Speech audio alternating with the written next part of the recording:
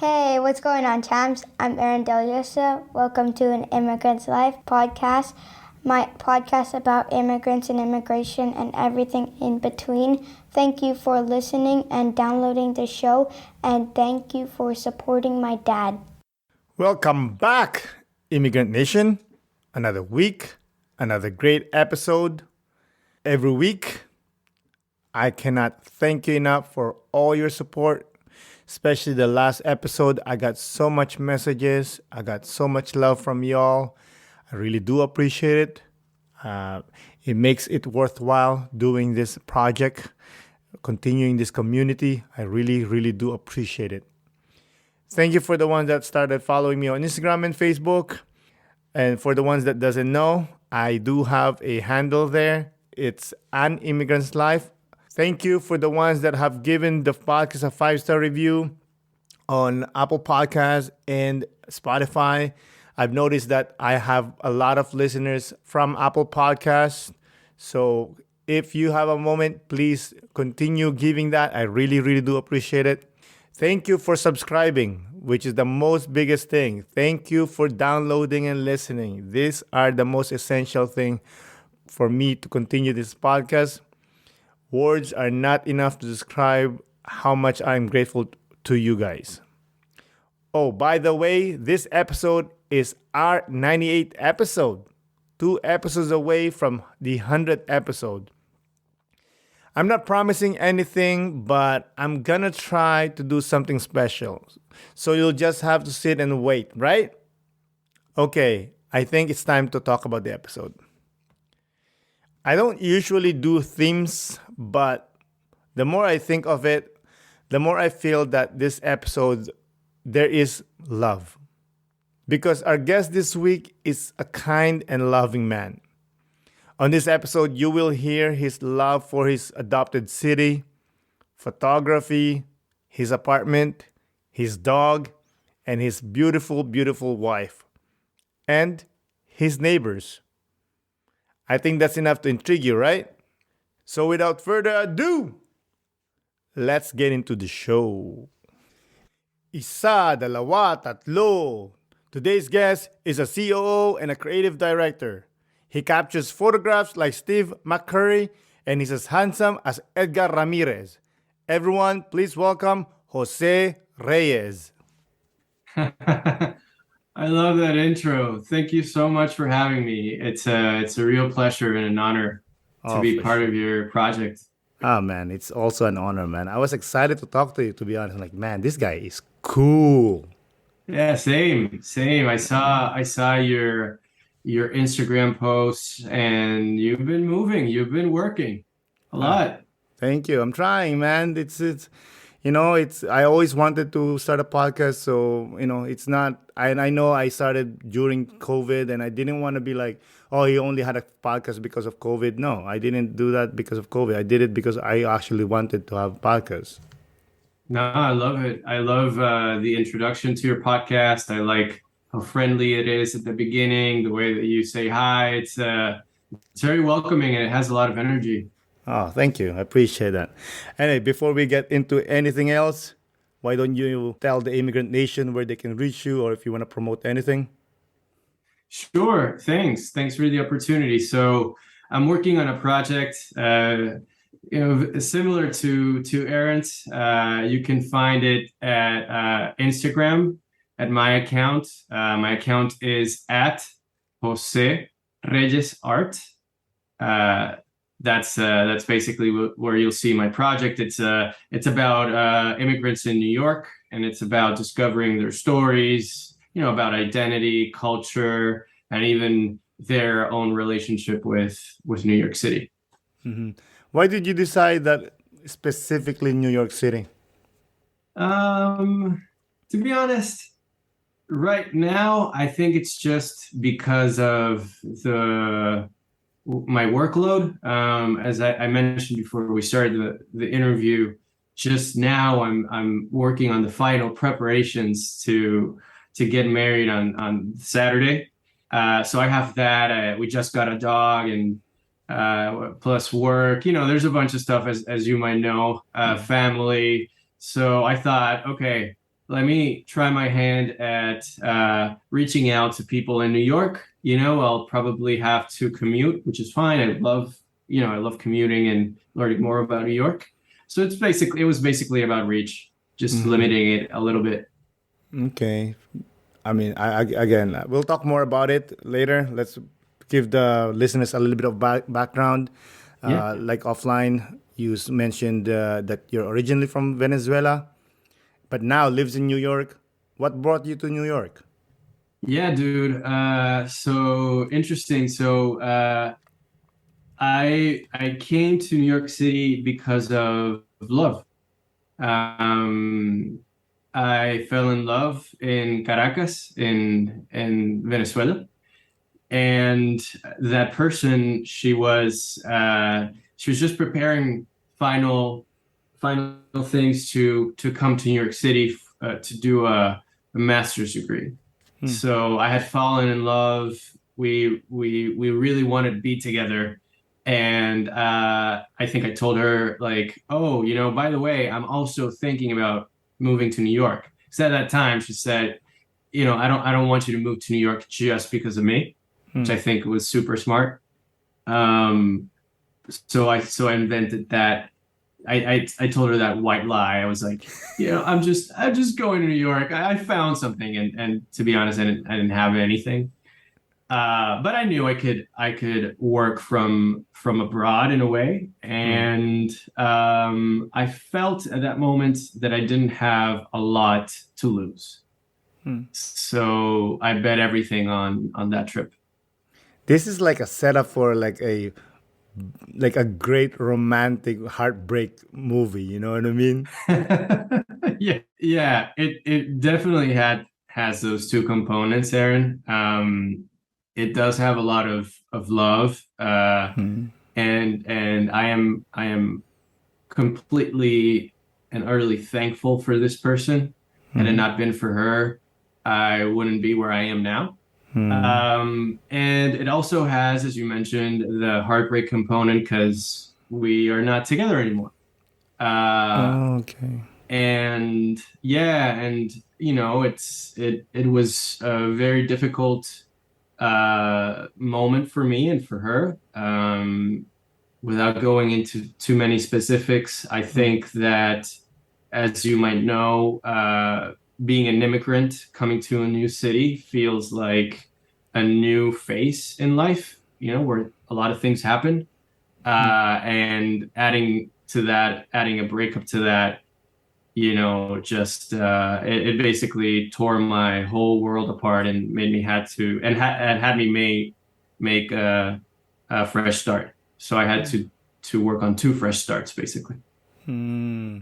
Sorry, I thought you were talking about your wife, your current wife. I didn't know there was another. There was an original one that No, that. no worries, dude. It's one of those things, ironically, I'll tell you, this person whom I moved to New York for, she now lives. She moved recently to my wife's hometown. So No way! yeah, yeah, yeah. Small So world, man.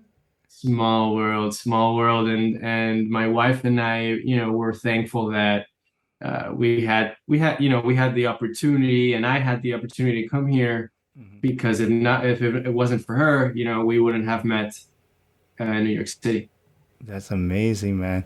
So you were living in New York. That heartbreak happened. Did you thought of going back to Caracas? Um, for a while there, I thought I might have to go back to Caracas. I say might have to because for me, after having lived, this happened 2 years into, so I've been in New York since 2014. Um, and my breakup happened in mid 2016. So by that point, it wasn't like you could ask me for directions and I wouldn't know, but I was still new to the city and I was sort of feeling that I was falling in love with New York City. So I thought, well, maybe I might have to go back to Caracas, but that felt like plan B. That's good, man. What do you love about New York? Oh man, that's a great question with so many different answers and so many different answers also based on time. So, the answer I could give you today could be different from the one will have tomorrow. But today, what I'll say is what I love about New York City is that it has allowed me to create an identity and to be proud of that identity. Nice. Well said. How old were you when you moved to New York, if you don't mind me asking? No, no problem, dude. I was 29. Okay. No, I was 29. I was 29. No, Okay. 28. 28, sorry. 28. All right. We'll settle Yes. with 28. Whatever it is, 28. Yeah, exactly. So you mentioned to me that you got married during the height of COVID, 2020. What possessed you? I mean, I'm sure your wife is, I've seen her online and she is gorgeous. I would do the same thing, but just for the sake of the question, what made you decide that, hey, we need to get married now? So I proposed to her in 2019. It was a year after we had met. We met in 2018. And I don't know, man. Like I felt that she was initially she was such a breath of fresh air. What I mean is, as many other people have in their lifetimes, I had met a lot of different people, all unique and beautiful and great in their own respect. But I felt I had been burnt, and I felt that I was not finding my person. I was stuck. I was meeting the wrong people, not because they were wrong, but because they were wrong for me.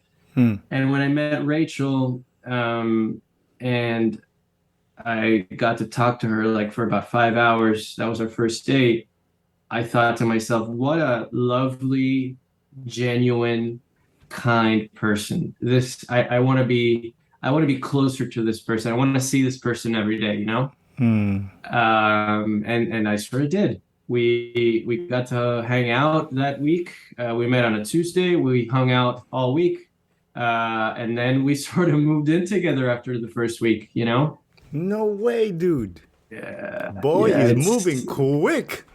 yeah, man. I don't know. Maybe it was my sort of my myself, my heart or me just telling me, you've known a lot of people, you've dated, you've been around in a good way.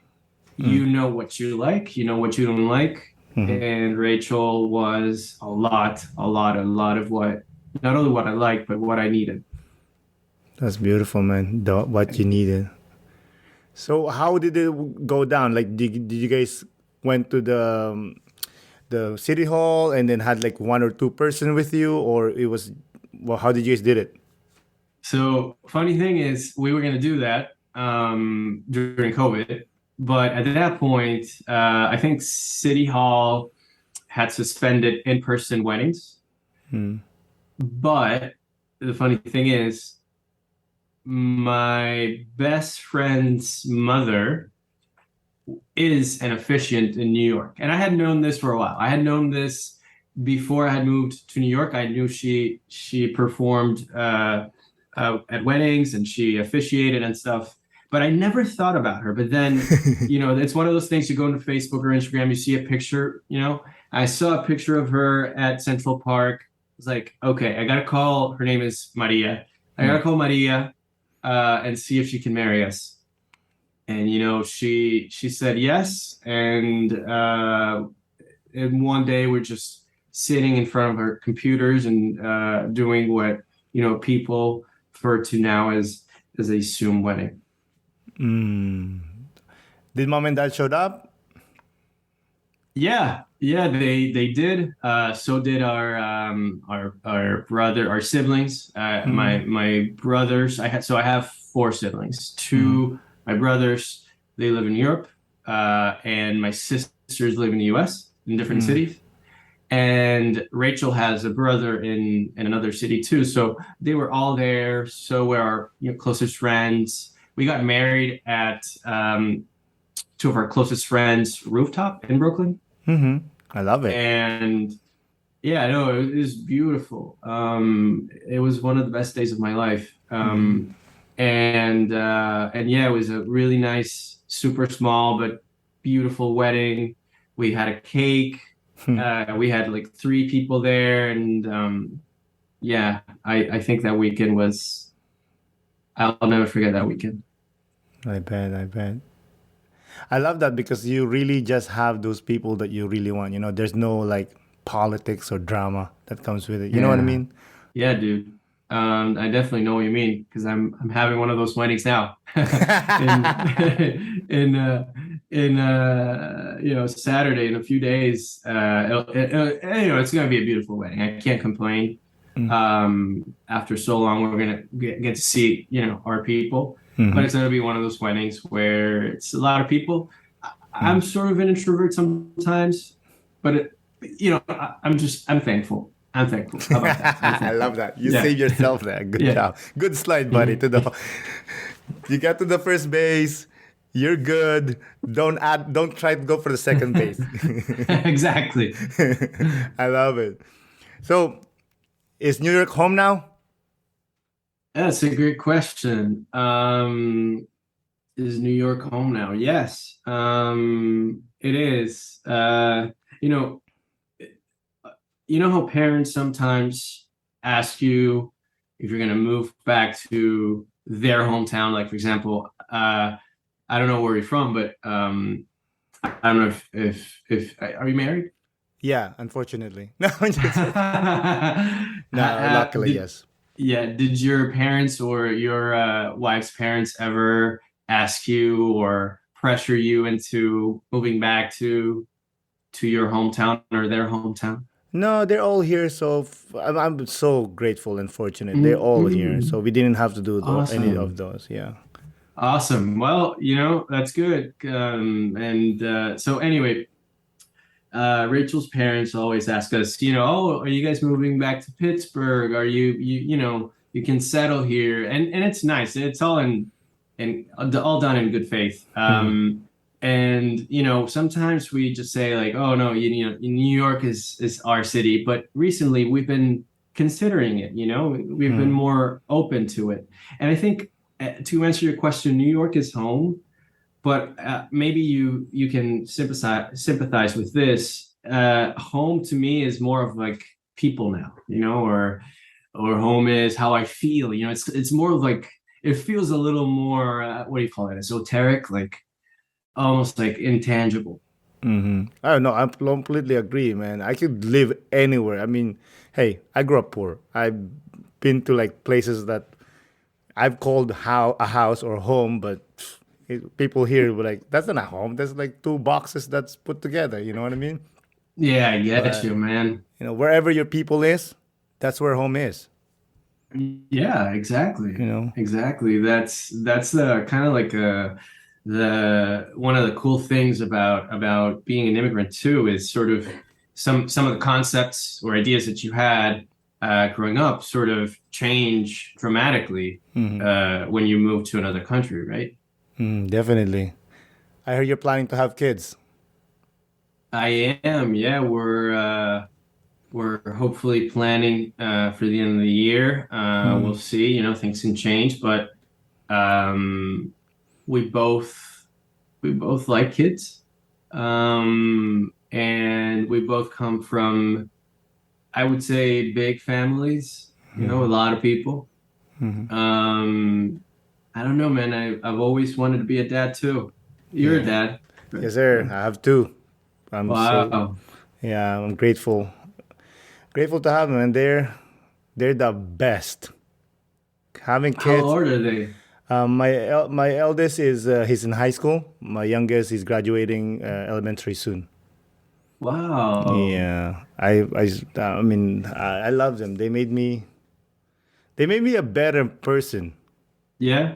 Yeah, because you know you cannot tell them the right thing that at least what you think is right, and then you turn Mhm. around and you do something else. Right, right, right, You know right. what I It's mean? like an That's example, right? yeah, Yeah. like a great example is like I don't smoke, but like like those people that say, hey, tell their kids that don't smoke, but then they're actually smoking. Like Yeah. Yeah. like it doesn't make sense. So I love them. Like and they made me a better person overall. I'm grateful to them because of that. Wow. Yeah, That's amazing. And they even help you with the project. they do. Yes, they do. It's a family affair. Like as I don't know if you heard the intro is my youngest. Yes. Yeah, he wanted to do it. Then when I do the artwork, the marketing part of it, they like, hey, I make a vote. Like okay, which one we're gonna use, which artwork we're gonna use. So they like that. Yeah. Ah, Yeah, nice. and Nice. recently I got invited to be a guest on a radio show, and I made sure that they were with me. My wife and my kids were with me because I wanted to show them, like, hey, if you start something, it could be from a basement of your house. Things could happen. Great things could happen.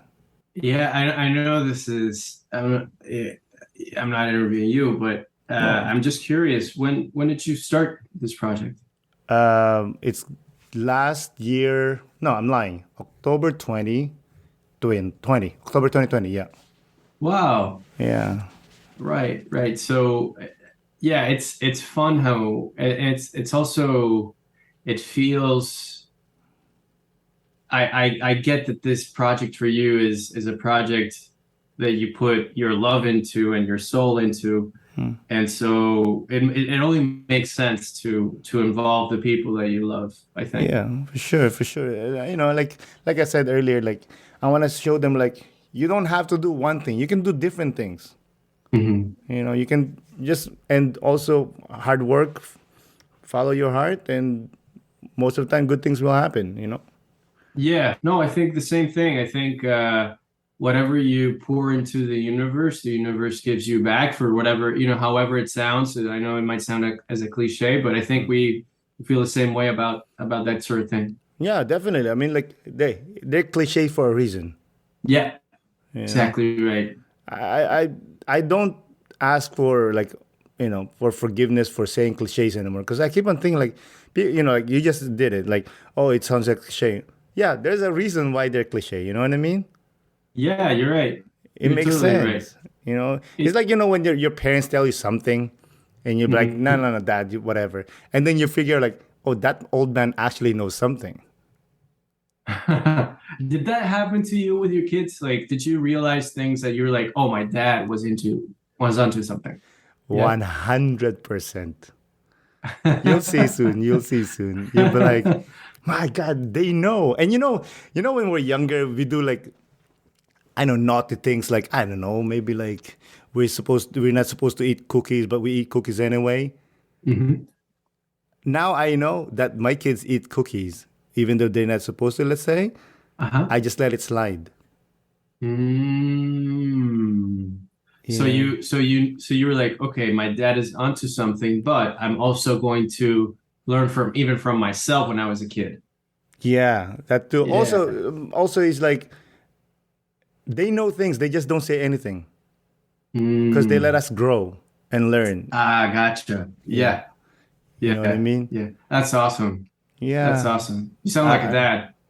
yeah, I know, dude.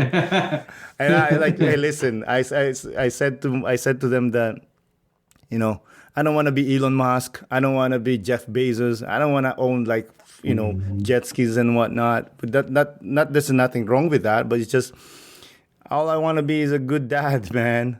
That's all I care about. Yeah. No, I hear you. That resonates with me. You don't have to have all those things to be successful at life. Amen. Do you think you're successful right now? Yeah, I think so. I think I'm successful at the things that matter to me. You mentioned family, and I can see how family is important to you, and I'll say Mhm. that for me, it's kind of the same. For me, being a good husband, being a good son is important Mhm. too, being a good friend. And I think today I can say that I've cultivated good relationships so far, and I haven't done it alone. I think my wife is a huge part of why I have the relationships that I have. Mhm. Um, and yeah, I think my friends too. I think, you know, success, one thing about success that I've noticed in is that you can't do it on your own. You Hmm. know, I mean, maybe you can't, I don't know. Maybe even the person that says that they can, maybe that person that's like self-made, you're always gonna have people that help you, you Bro, know? there's no, again, cliche, there's no man Yeah. that is on an island. Exactly. You need people. You know what I mean?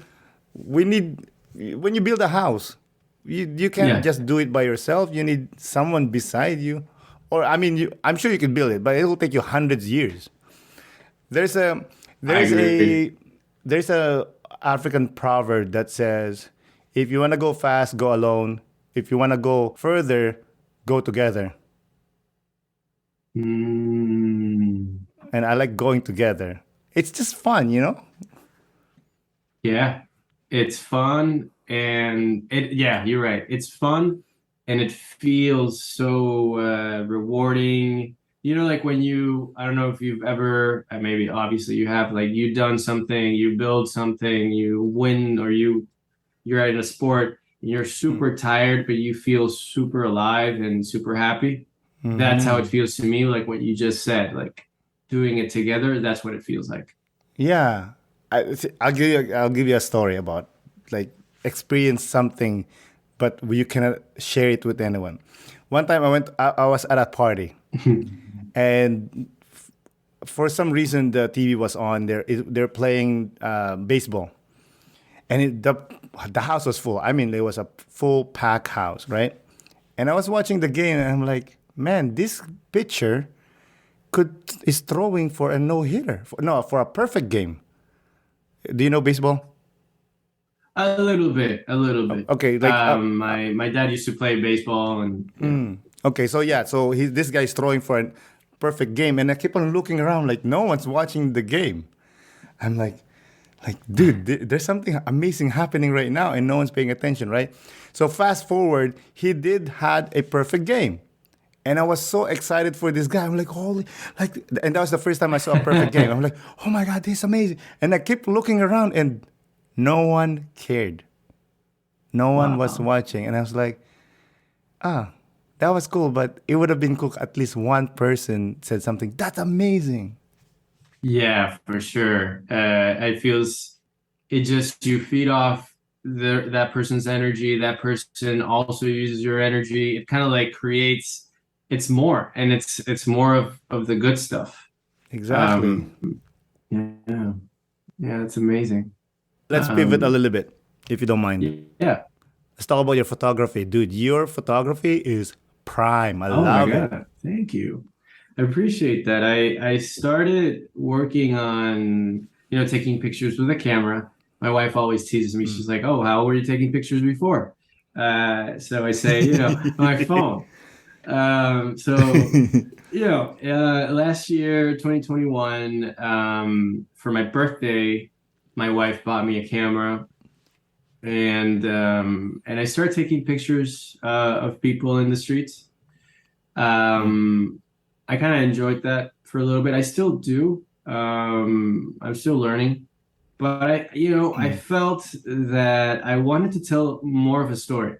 I used to, like let's say you were in the street, and I would see you doing something, and then so I would take your picture, and that was great. But then I would think to myself, let me write a little story about him. Let me see what comes up. And sometimes it was, real, and sometimes it was just my imagination. But I felt I needed to go deeper, like really, like what you're doing, like talk to people. And so that's kind of like the second. This is like the second stage in my photography, which is like portraits of people and talking to these people too. I love that piece that you did about this mom that holding her baby and she was getting off the metro or the train. Yeah. That's I amazing. think that was my first picture, like my first the first picture I published.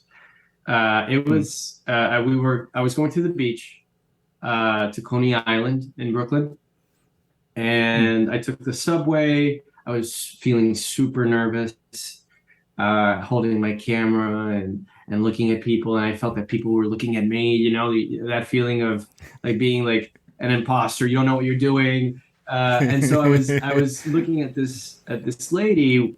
She was with her son, with the baby, and the baby was so playful. He was so, you know, those babies that sometimes you connect with, and they're, you know, laughing, you're mm, laughing, and that was kind of what was mm, happening in the subway during my trip to Coney Island, and then her stop came and she was exiting, and I just decided to take a snap, and then just as I took the picture, she smiled. Um, and it was one of those moments again, like I'm like, I have it in my mind. It was like it happened yesterday, you know? it's beautiful, Yeah. man. I love that picture, man. Thank you. Thank you so much. So much. Do you ask for permission before you take the photo? I know you mentioned that you just took the photo. Okay, so part of me feels I need to. Like, there are Mm, times when I'm I'm in front of someone and you know, it's kind of like it's obvious I'm taking their picture, and so I approach them and I say, "Hey, can I take your picture?" And I think sometimes people are very open to it and say yes. Sometimes they ask mm, questions, and sometimes they say no. Now, mm, if I see someone and they're not looking at me and they're kind of far, and they're also part of something else that's happening, mm, sometimes I don't ask for permission. mm, But that was another thing, man. Like I felt like I wanted to include people. I wanted to include people in the mm, project, which is why I started drifting into more of this. All right, I'm gonna take your portrait. Let's take some pictures. It's still gonna be in the city, but you're gonna be aware of it, sort of thing. mm. Okay, yeah. Oh no, I asked because I always wanted to do street photography. And I was like, I don't know, man. It's just like I don't like taking picture of people, and then they, maybe they get upset, maybe they get mad. You know what I mean? I feel like I'm encroaching a barrier that personal, maybe. No, I totally hear you. Look, I remember was one time I was in Washington Square Park in Manhattan Mm, with my wife and my cousin, and we were just hanging around. I had my camera on me. I took a picture of somebody that was skating, and that person turned to me and said, "Hey, dude, I don't like you taking my picture. That's weird. Don't do it." Yeah. So I totally get it where you're coming from. I felt I mm, was taken a little aback, but I understood. You know, there's many perspectives to things, and if mm, a person asks not to not to take their picture, I will fulfill that. I won't take their picture, and I won't publish it mm, either. I just, you know, try to be respectful of that. mm.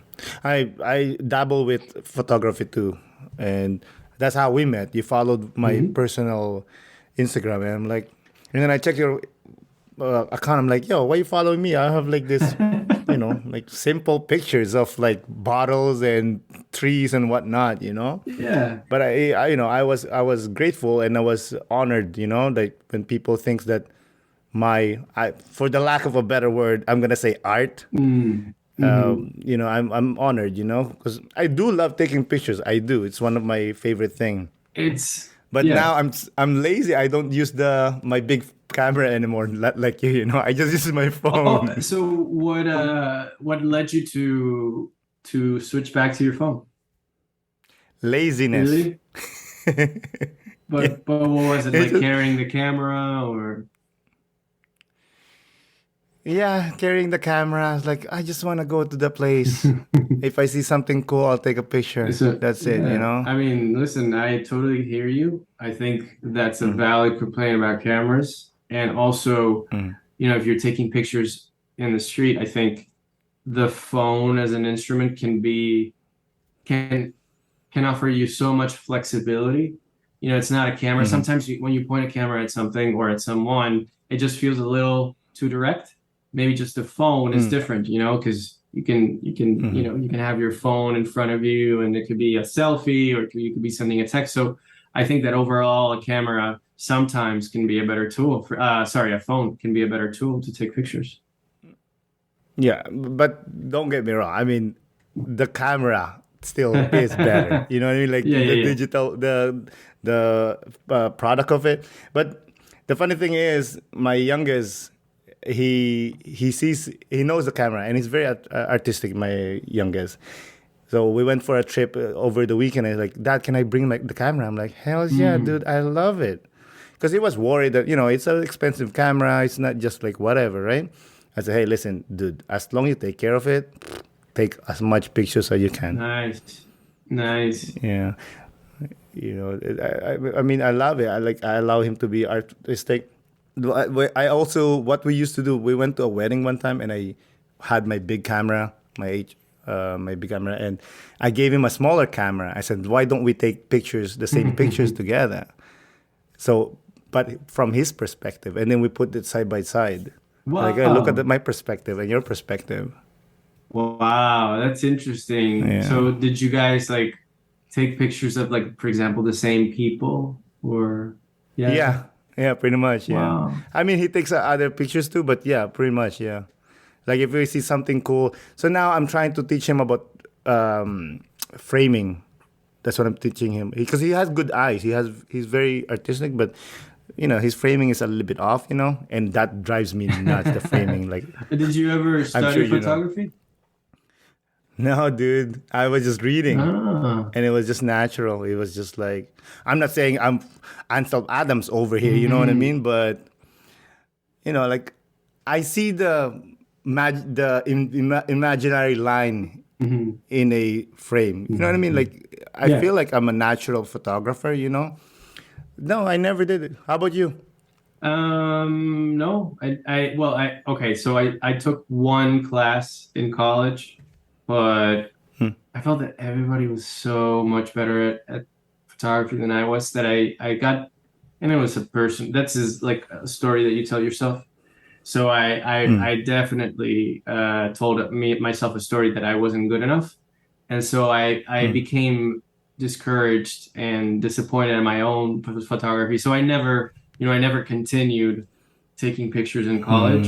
I know a lot of people that went to school with me, and they're amazing photographers, and they know the theory. Like, they're like, oh, the contrast here, and you got to measure the grays and whatnot. And I'm like, okay, dude, like, I just know that I just put the camera here, and if something happens, like that sort of thing that you mentioned, like, you self-taught yourself, and I'm sort of that camp as well. I teach myself, or I try to teach myself things just looking at YouTube. Hey, listen, dude, your photographs are awesome. So thank you. You know what I mean? Appreciate it. I really do. I like, that's one thing that stops me from doing any class is people like that. Like, oh, the contrast of your like, bro, I just want to take a picture. Do you know one of the most expensive picture in the world is blurry? No. Yeah, it's the one that the cameraman took a picture of these soldiers in D-Day. They landed, and it's blurry. I mean, if now you see it without context, you'll be like, this is not a good picture. And it's one of the most expensive pictures of all time, and the most famous. Yeah. It's not, for me, it's not the grade or the contrast or the framing. It's what story the photo tells. Yeah, I agree. And I think a lot of what's happening now with technology, especially, and I guess, how do I say this? Like, learning and resources, and how it's very democratized. Of course, you have to have access to internet, but if you're lucky enough to have access to internet, you have access to so many different things Mm. You have access to photography, to video, to how to make movies, how to even sing. I was interviewing somebody from Bangladesh, and he was telling me that he was learning how to sing, watching videos. So, now that person that went to school, that knows so much about theory and about all these things, now you just watch, a few YouTube videos, and I'm oversimplifying it, but you can get to a level where you can tell a story, as you were saying, and you could do it really well with just Mm. a few hours of investment in the internet. Yeah, like Ray LaMontagne. You know the singer Ray LaMontagne? I do know him. I've seen him on Spotify. Yeah.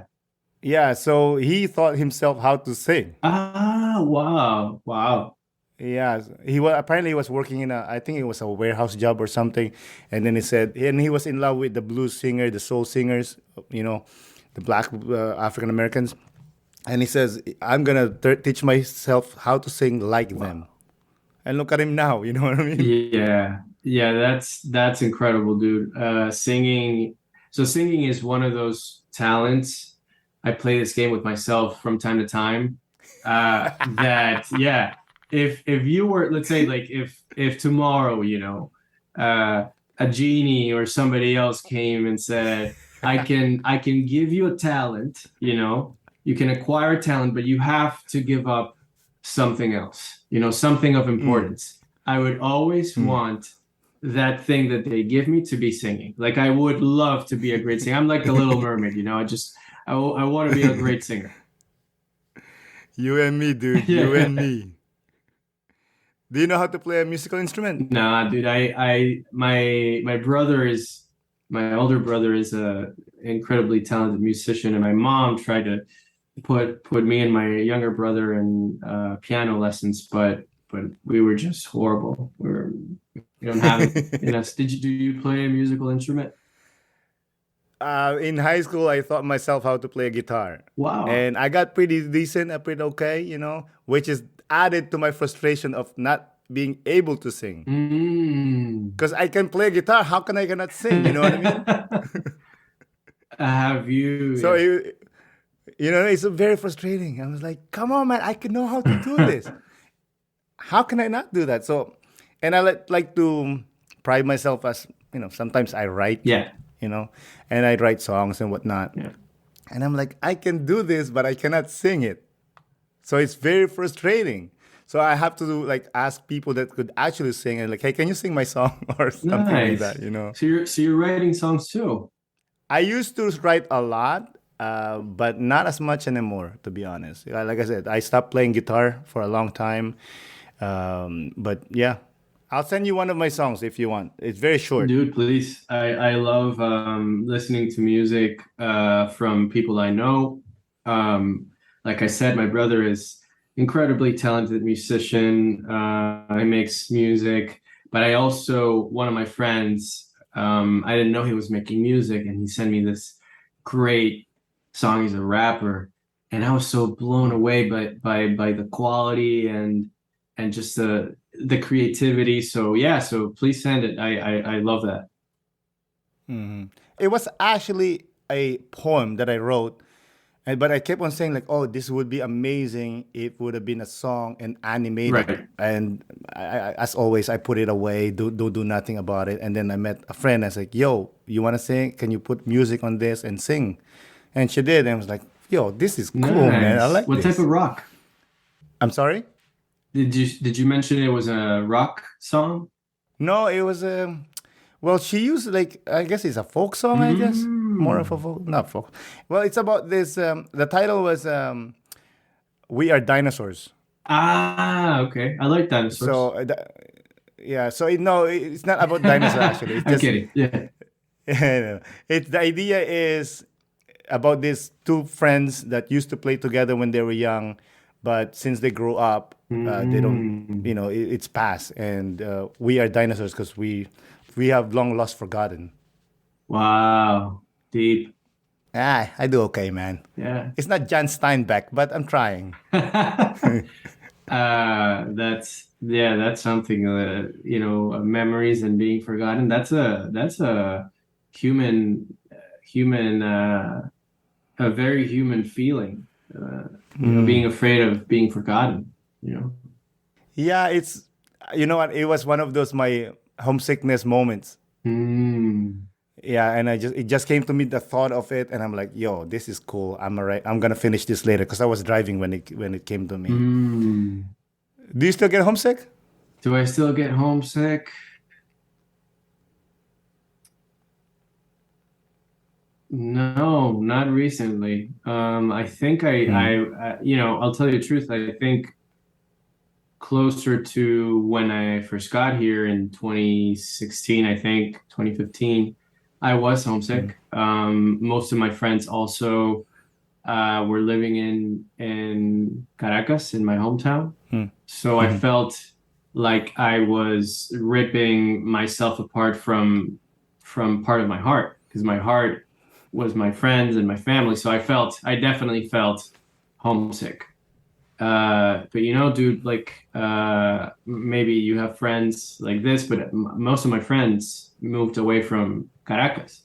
So yeah, so that part of being homesick is, I kind of miss, it's weird. I kind of miss being homesick.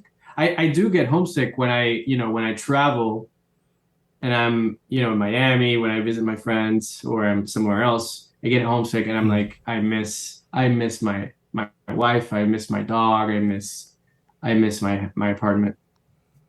Of course, your people. Yeah, for That's sure. It's the awesome. people. Yeah.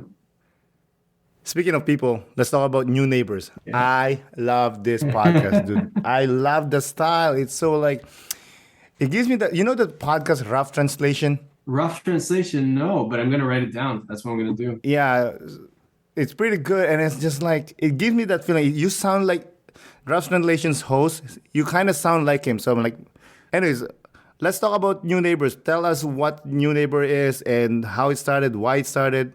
Yeah, thank you. Well, first of all, it's an honor you say that, because I've heard your podcast and you're so prepared. Again, like, you bring so much energy to your interviews. So, Thank you. so that's high praise. So New Neighbors started in early 2022 this year. I was speaking with one of my good friends about street photography, and I was telling him that I was feeling a little burned down. That's a phrase. Like, I was feeling like it wasn't fulfilling anymore. And when you do stuff like this, as you might know, like, there's plateaus, and sometimes you are high in creativity and then you're down in creativity. And I thought it was one of those things, but then I didn't do it for a long time. And then I spoke with this friend again, and he said, why don't you try to connect with who you are, with part of who you are? And I've always been interested in other stories from other people from other countries. So yeah, so next week I reached out to somebody who was following me, a Colombian lady, and we met in Bushwick, and I just recorded the interview.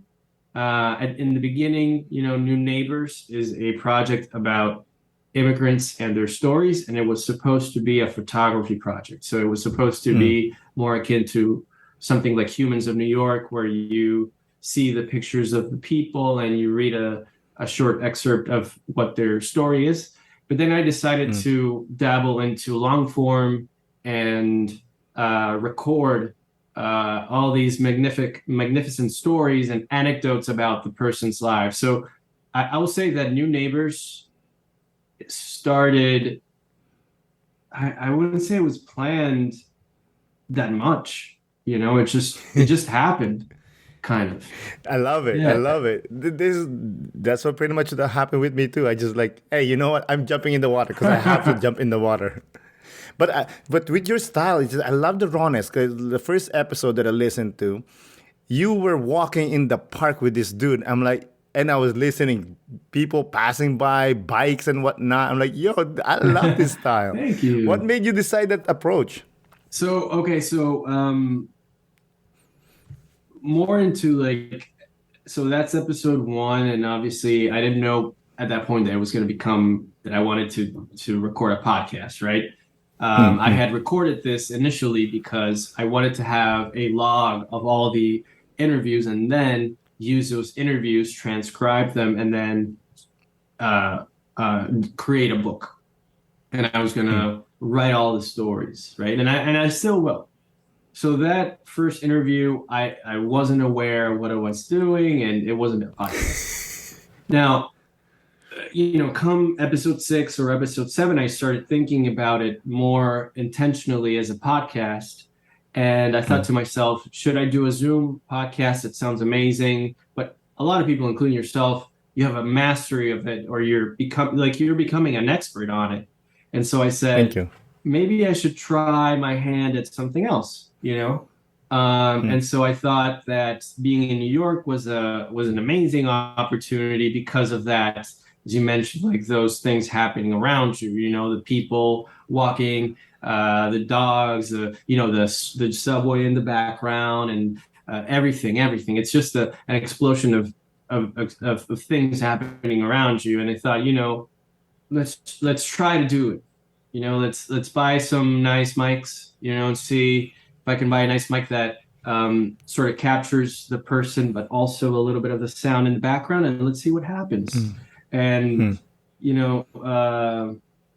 fortunately, I think the people that I interview, you can still hear them in the podcast, and that's kind of like that's the one thing I'm focusing on right now. Like, okay, can you hear them? And is the background noise too much? And if it isn't, it's great. I love it, man. I like the lady in the. Was it a cafe or a bar? I think it was a cafe. Yeah. I think you might be referring to Chitra, who is this amazing artist from India. She's a singer. She's an actress. She's a film maker and a film professor at NYU. And we met at a cafe near her house in Brooklyn, and we just we talked for about an hour. Then we walked around New York, and that's a great thing about I think what I'm discovering about New Neighbors is you get to listen to people's stories, and you drink a coffee or you walk, but then you also get to discover the city. So there's a bunch of places there that I had no idea that existed, and with this project, I'm getting to walk through the city, which is wonderful. It's wonderful. I love it. Also, the music is always different. Who composed them? So it's one of those websites, where you subscribe and then you find artists. Okay. But Okay. yeah, I've always made it a point because I haven't recorded a song for New Neighbors yet, like one of those theme songs they call them. But for now, yeah, I sort of like the idea of giving each person a sort of like a different theme song, I love it, dude. I love Thank it. you. Yeah. Yeah. I try to have like a song too. I'm like, I cannot decide. I'm too like, I love music so much. Like, do I do hip hop? Do I do rock? Do I do folk? I couldn't decide, but you do well, man. Yeah. What do you think so far? Like, what are you leaning towards? Do you have something in mind? I'm thinking about hip hop, jazz, fusion, Nice. something like that. I think rock is a bit more hard. If we go to like acoustic, I think I find that too mellow. I'm a bit of a hip hop, like the way I speak. There's some hip hop in behind it. You know what I mean? So there's that, like, not bravado, but like I like there's a beat that I follow in my head. When I speak. Yeah. Yeah. You have also like a good voice, like a good like a podcast voice. Oh my God! Thank you, I've dude. always wanted. I've always wanted to have podcast voice, and I think you have it. Oh my God, thank you. Yeah. I hate my voice, even today. Really? Yeah, but I don't hate it. I kind of like desensitize myself from it. But I'm okay now. Like, when I record, like, shut up, stop talking, But I'm okay now. Like, it's funny when I started, it's like, what, how I did it? Because I knew I wouldn't like my voice. I record myself talking and I made myself listen to myself. Yeah. Well, sometimes when you listen to yourself, you don't like it. Like that's just it happens to everyone, right? Like you listen to your voice, you're like, what I could do something different. Yeah, plus I don't know, you have perfect English, but my English is, not so good. And I'm like, man, that's wrong grammar. Or you said this instead of this. Nah, I think, well, we sort of cheated because I don't know if I told you this, but when I was in Venezuela, I think before I was born, or I was like 1 or 2 years old. My uncle, he was an engineer in Venezuela, and so he helped a teacher in Venezuela, an English teacher, build a school, a bilingual school. So it was a Spanish and an English school. And I think because of that, I don't know the details. I was again like I was very young. She gave my uncle like the ability or the availability, yeah, the availability for his kids or for us to study in this school. So my mom was like, she's always been like, whatever opportunity I can create for you to be or do something better or something that I didn't have in life, I'm gonna give it to you. And she always wanted to learn how to speak English, and so she saw this as an opportunity for us to learn English. That's amazing, man. That's cool. Well, again, English. In the Philippines, we learn English, but I pretty much self-taught myself. I used to watch cartoons in the Philippines and just talk to Mm-hmm. myself in English and try to translate whatever they say to myself. I'm learning French now, and because my nephew is French, and I want to speak to him in French, and I do the same. I watch Netflix in French, and sometimes I won't understand anything, but sometimes I grab words here and there That's from amazing. shows. That's Yeah. amazing. I was listening to one of your episodes, and you mentioned that something that you like immigrants are like time capsules of their original country. Like if you leave Caracas in let's say 2014, whatever what's happening in Caracas between 2014 to before, that's gonna be the way you approach Caracas. You suffer the same fate because I've suffered the same fate. Oh yeah, for sure, dude. That's very interesting. For me, I think Venezuela, Caracas, is or what I know about it is a time capsule, and how I even my Spanish, the words that I use, the TV shows that I know of, the places I know of, they're all part of my era and my friends' era. So the things and especially in a country like Venezuela nowadays, which is changing very rapidly, I feel like whatever I lived when I was living in Caracas is either gone or slightly different. So in a sense, yes, like in a sense, I feel that every immigrant has their own time capsule. Yeah. And slangs. You know what I Yeah. mean? They created like slangs. I'm like, what does that mean? They're like, oh, this is what it means. Like, and you're like, oh. Yeah, I was interviewing this person. He's Venezuelan, came to New York about 2 years ago, or about a year ago, and even sometimes he used words that I know are Venezuelan, and I was like, I don't know what the F you're saying. Like, I know in context what you mean, but that specific word that you're using, I've never used it before. Yeah. Speaking Yeah, of yeah, guests, yeah. what makes you choose a great guest, like a good guest to come on the podcast? Oh man, I wish I was that smart. No, I sometimes, it's like right now I just want to talk to as many people as I can. And just because, well, at the beginning, it was more like I need to talk to people to sort of learn how to do it, you know, make mistakes I need to make, but also kind of also open myself and get better at, maybe you know this, like get better at talking to people. But now I think about that approach. I think, and you might also experience this. There's something about the experience of people, like the normal quote unquote people, the people like us, people like that have struggles, challenges, etc., that make each story unique, and they all kind of have their own sparkle, their own greatness, Definitely. I mean, yeah, I just like book. If someone wants to come on, I'll talk to them, and which I will still do.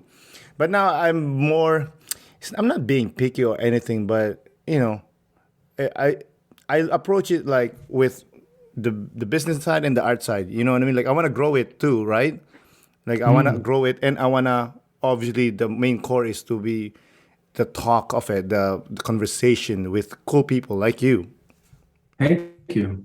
Thank you. I see that too. I understand what you're saying, because recently I started to work on a video podcast, and I was telling my friend who's helping me, maybe you want to maybe you want to be a little more picky, not that picky, but just a degree more of pickiness that's a little, you know what I'm saying, like just a little bit. Yeah. Hey, listen. We're not Joe Rogan. You know what I mean? Yeah, exactly. Someday we'll get there, hopefully. But for now, you know what I mean, right? Like, Yeah. That was funny. there are levels to this game. That's a great wake up call. Not a wake up call, but it's like a good bucket of cold water. Like, we're not Joe Rogan, but it's good. I like it. I love it. It's great. Everybody start from somewhere. Like you have a great thing going on, and I like to think that I have a great thing going on. Let's just keep on going, create good work, and that's it, right? Yeah, I love that. I think that's one way to do it, but that's the way I believe things are done. If you do it, if you believe in it, and if you love what you're doing, I think good things are going to come to you. Mm-hmm. I know you need to get out of here, but let's close it with a great question. Shoot. What is something you're thankful for about your time in New York? Good. I've never been on the other side of that question. That's a great question, Aaron. Thank you. What I'm thankful about my time in New York. So many things. But I think, and I don't want to cheat, but I think what I'm most thankful for about my time in New York is the ability for the city, for the people, and even for myself in the city to give me the opportunity to find my identity, to define who I am, to try new things, to learn from people, to make a lot of mistakes. But to also discover beautiful things, beautiful people, stories, to discover that someone that I might have judged because of how they look or what they say are beautiful people with beautiful stories. And even myself, detaching myself from an ego that I had when I came to the city, learning from a lot of mistakes, as I said, but also uncovering my strength as an artist, as a human being, and then as other things, as a husband, as a brother. And I think New York did that for me. It's still doing it for me. It's such a great learning ground for me. Wise word from a wise man. Again, Jose, thank you so much, man. This is so much fun, man. Yeah, we should do it again. I love your style, and I really appreciate the care that you put into the show, into the questions, even to the background. You were on a Zoom call, and you have on your background Caracas, my hometown. It's those little details that make people feel like you're listening. Thank you. I really appreciate it, man. Again, have a good evening, dude. I really enjoyed this. Thank you. You too as well. We'll speak soon. For sure. Bye. Ciao. Thank you again, Jose, for coming on the podcast. I really do appreciate it. Thank you, listeners, for listening. This is Aaron Deliosa for An Immigrant's Life. I'll see you guys later.